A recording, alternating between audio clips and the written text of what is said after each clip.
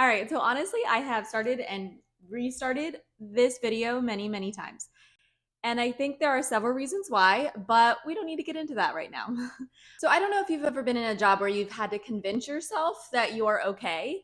And you had to keep telling yourself that if you could just make it to a certain point in your life, then you would be at peace and everything would be okay.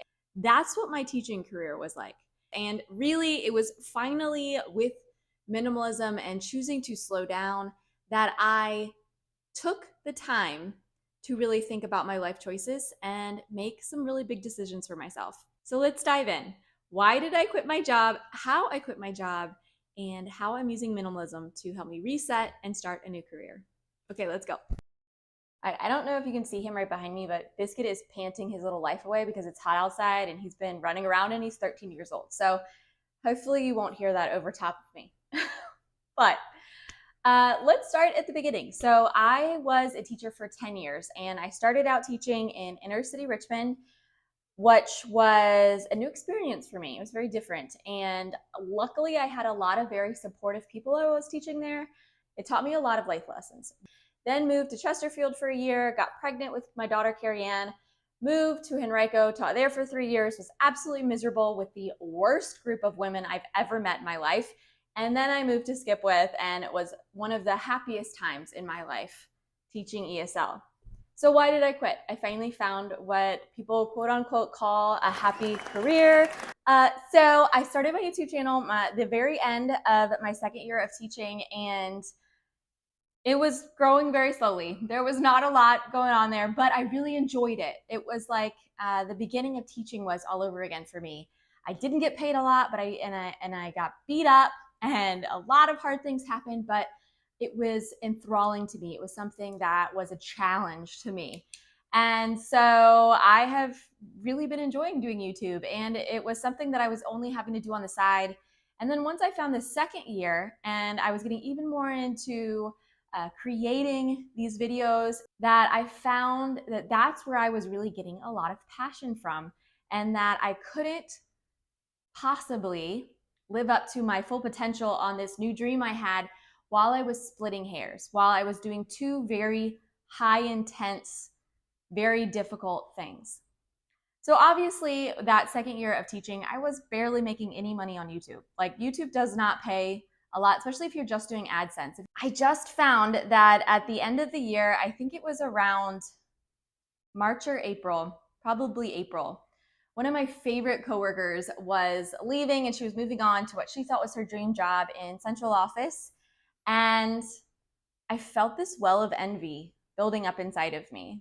Now, when I say envy, I thought at first it was because I wanted that job, but I didn't go for that job. I didn't apply for that job, and I wasn't qualified for that job, honestly. I felt this well of anxiety building up inside of me, like I was going to explode if something didn't change. And if you've ever felt that in your job and you try to ignore it, it's very difficult and makes you very uncomfortable. And you start second guessing why you are doing something. So luckily at this point, I had been a minimalist, say like 4 years. And so I had really cut back on a lot of things.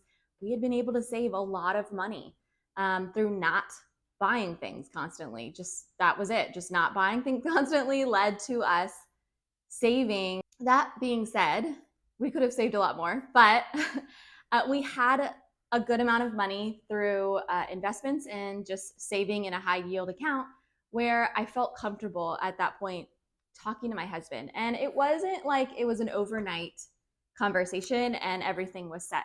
So that's kind of the backstory. I had been saving a lot of money, as much as I could possibly put away, and I had this deep sinking feeling inside of me, knowing that something was wrong. There were so many times I talked to my husband in the car, he will admit to this, that I would say, I think I'm in the wrong profession. Like, maybe I should go back and go to school. And he would say, well, what do you want to do? And honestly, I could never have one answer. There were so many answers. Lawyer, should I do business? Should I have been a banker? Like, so many things that honestly, I have not a lot of interest in. Sure, I like to watch like true crime on TV, but does that make me a lawyer or a police officer? Probably not. So there was never enough to push me out the door of teaching until I started on YouTube. So first, minimalism and resetting my life really taught me that I had to pay attention. I know, like, if you go on Instagram Reels, you'll find those. Like, I was 35 when I found out blah, blah, blah about Gatorade or whatever. And I feel like that was one of those moments.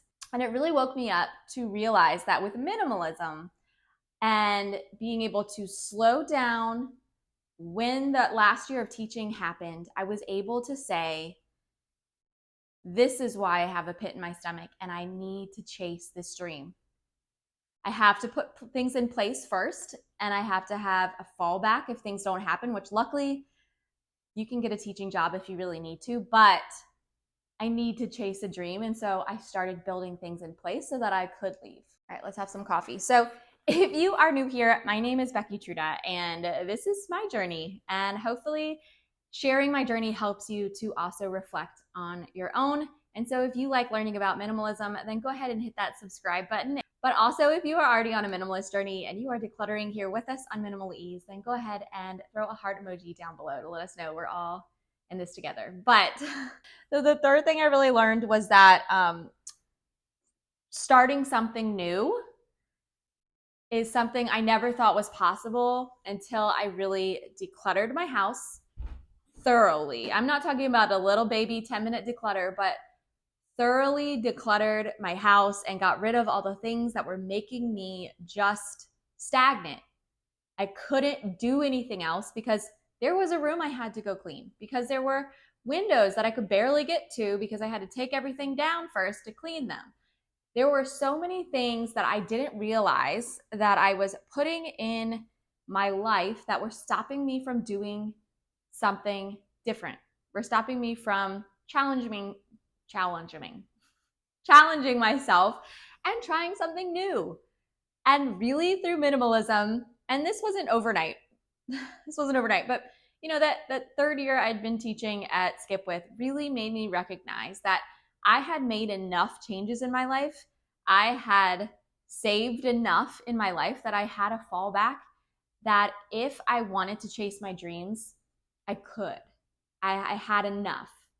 And so that leads to number 4, was just when I had my daughter. She's almost 7. She'll be 7 at the end of next month. So when I had my daughter, we were broke. My husband and I were just talking about this weekend. My daughter went and stayed with my husband's mom for a couple days. And so one of our conversations over dinner was just like, when we had my daughter, we were broke. We had just bought a house that really was fine, but in the long run, it's been a lot. It's been a lot to deal with. But then on top of that, we were not financially really ready to buy a house. And so we spent all that. Then we had to pay all these bills for my daughter in the hospital because I had quit jobs and I didn't have the right insurance. I had to go on my husband's insurance. And so it was chaos. It was awful. That was a very dark time in my life, not just financially, a whole lot of other things.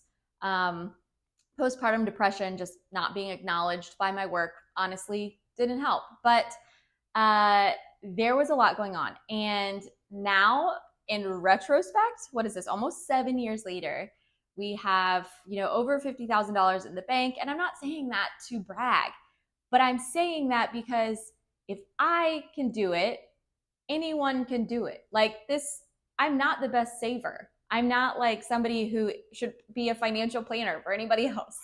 But I'm saying this because when you start putting certain things in place and you start telling yourself, no, I don't actually need that extra pair of socks, or no, we don't need to, get a new car. Those little choices that you're making for yourself, they add up. And yeah, I probably could have saved a whole lot more. But honestly, having that money in the bank when I was finally that pit in my stomach, that last year of teaching, having that money in the bank, having some money in investments, gave me the comfort, gave my husband the comfort that if something was to happen, we could fall back on this stuff. We would be okay until you found a new job and everything would be fine.